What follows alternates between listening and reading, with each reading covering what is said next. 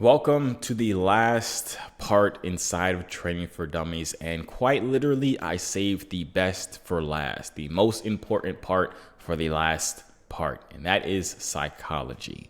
Now, trust me, I was in your same shoes. I was like, I don't need to watch this video. I don't need help with the psychology of trading. Just tell me what buttons to press, what strategy to use, and I'll be good. That's wrong. If I had focused on my psychology, it wouldn't have taken me 3 years. It's very easy to learn how to trade. It's very easy to learn how to read charts. It takes you about a month, 2 months maybe to learn a strategy. The part that makes it hard for you as an unprofitable trader to finally get profitable is the mental game of trading.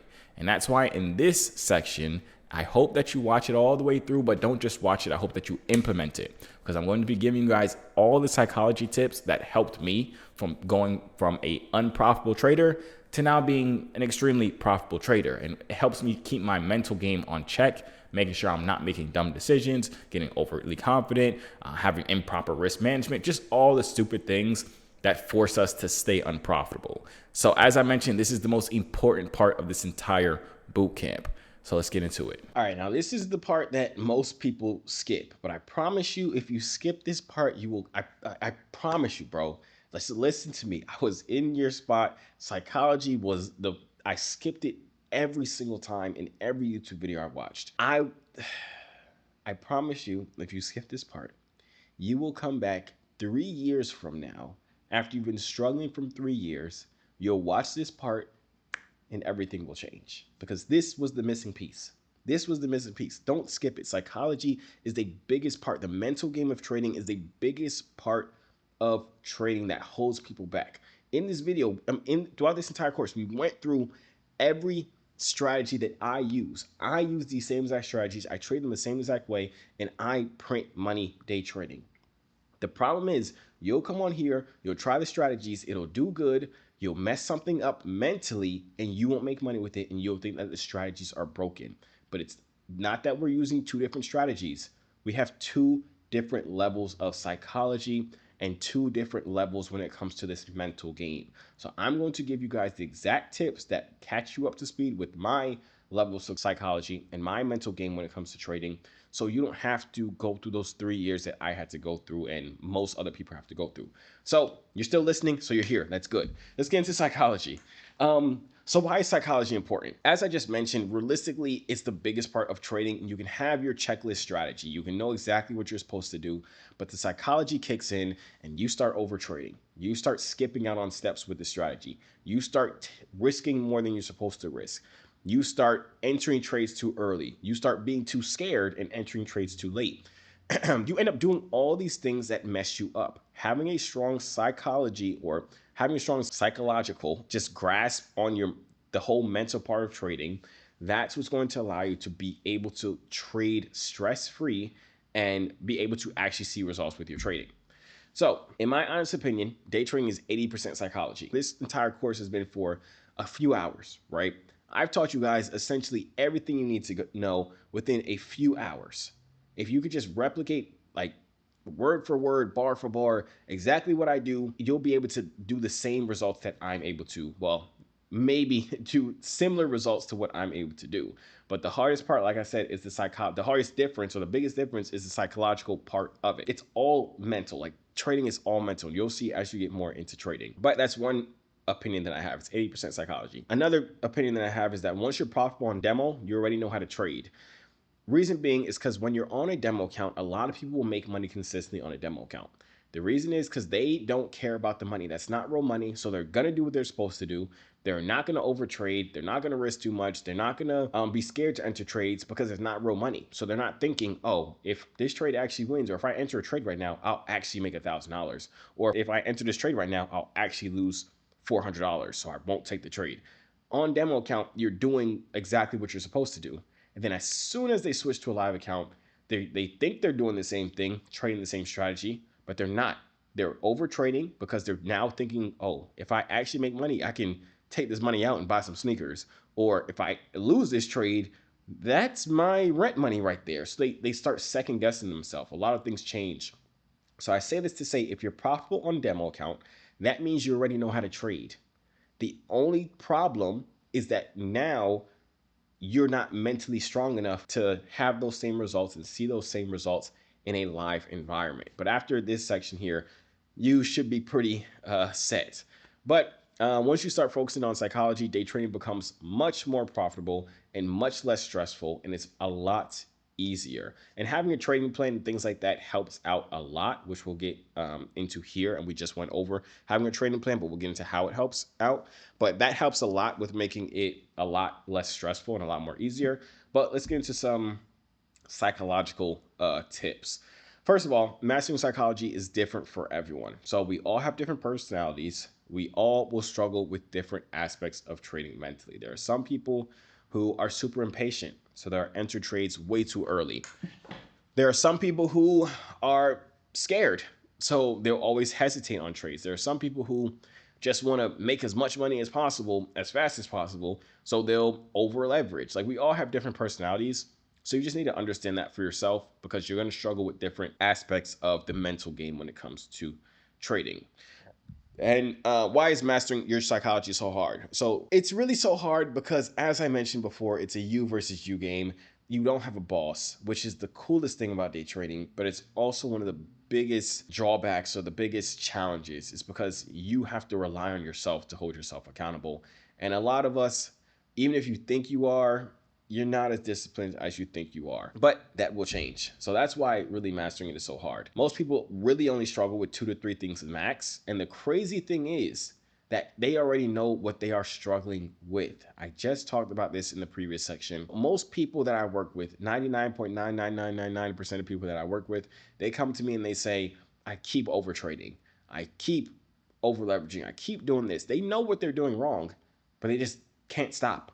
And like, you have to realize that if you know what's wrong, you know how to stop doing it, and you're fully capable of, like, you're physically capable of stopping this from happening each time, but you don't do it, you're just not mentally disciplined enough. But we'll get you there. So yeah, let's fix your psychology. So one of the first tips I can give you is to think in terms of probabilities. So understand that while trading method can have a high probability of success, it does not guarantee success in every individual trade. Think of it as rolling a dice or flipping a coin. So if we have a coin, we all know there's heads and tails. So technically, you have a 50% chance every single time of landing on heads and also landing on tails. But if you right now flip a coin 10 times, I'm 90% sure that you won't land on heads 5 times and you won't land on tails 5 times. Now, how is that possible? Because probabilities are over a long period of time. You're only going to see the actual probability over a big test amount. I think that's the right way to say it. I don't know. Over a long, I don't know why I can't get this verbiage out. You're only going to see the actual probability the more times you do it. Meaning you're probably not going to see that 50% probability happen when you flip a coin 10 times. You might be closer to it at 100 flips. You'll probably be right at 50% on 1,000 flips. So the same thing when it comes to trading. Don't look at each trade as if you're going to win it because you have a 70% win rate, right? Or don't look at the past 10 trades and wonder why you didn't win 7 out of the past 10, even though it's supposed to have a 70% win rate. Over the past 100 trades, then you'd start seeing that 70% win rate. But the problem is, most traders don't survive to get to that 100 trade because they blow their account before they get to the 100 trades. So just realize and to think in terms of probabilities. Think of it as flipping a coin or rolling a dice. Probabilities happen over a long test. I don't know why I can't get the word, over a big test pool. I don't know. You know what I'm trying to say though. Also understand that there is not a direct relationship between trading patterns and the outcomes of individual trades. I mentioned this a little bit earlier. Everything can align. It could be an A+ strategy. Everything could look beautiful and you could take the trade and you can still lose. And that's fine. That is perfectly fine. When you come into trading, and we're going to talk about this in a second, when you come into the day, your trading day, you should not come into it hoping you win every single trade or thinking that you had a successful day when you've won every single trade.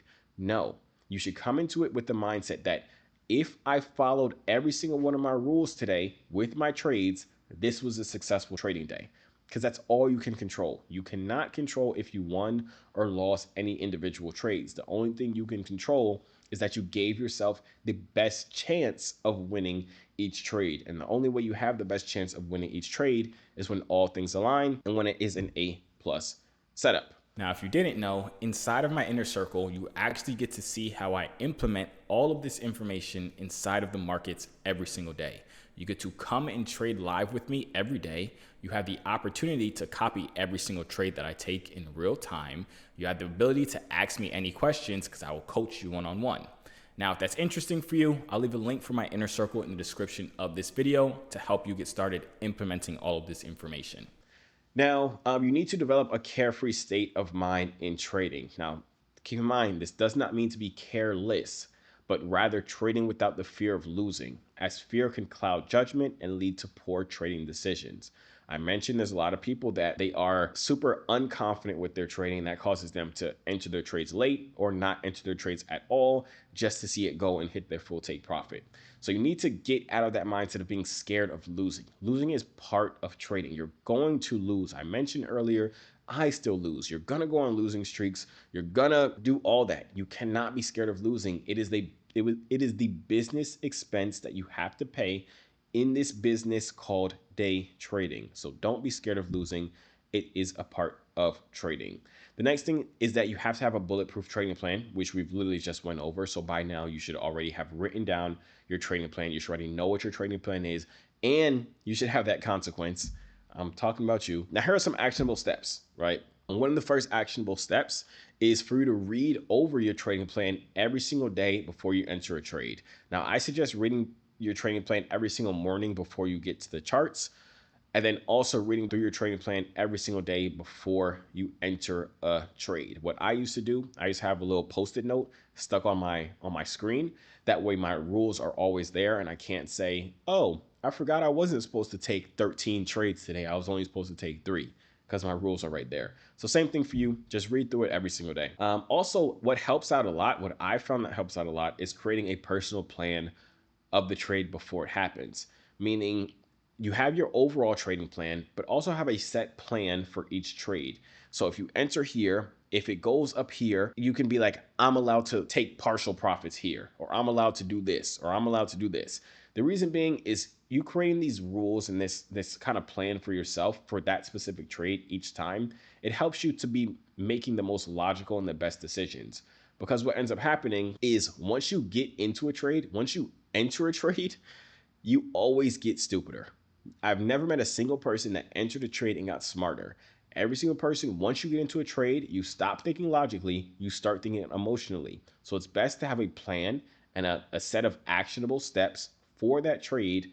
Have that set out before you even enter the trade, because you know you're still thinking logically at that point, versus when you're in the trade and you start thinking emotionally and irrationally. Another cool actionable tip is once you enter a trade, switch to the higher time frame. Reason why that's can help is because if you're on a lower time frame, you'll see a lot more of the noise. This is not for scalpers. This is more like intraday or swing traders. But you shouldn't stay on lower time frames, because if you enter to buy and you see one 1 minute candlestick that's going red and going against you, you could potentially get scared and exit out the trade. When if you were looking at the higher time frame, you'd see it's still obviously going up. So switching to the higher time frame could be super beneficial for that. This is a huge one for me and a lot of my students actually. Is imagine that your stop loss is money that you already spent to enter the trade.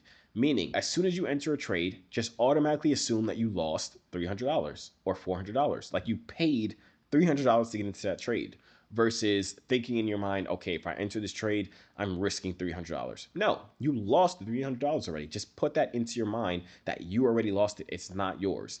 That will stop you from making more irrational decisions as far as moving your stop loss to give it more room and causing you to lose more money than you were supposed to.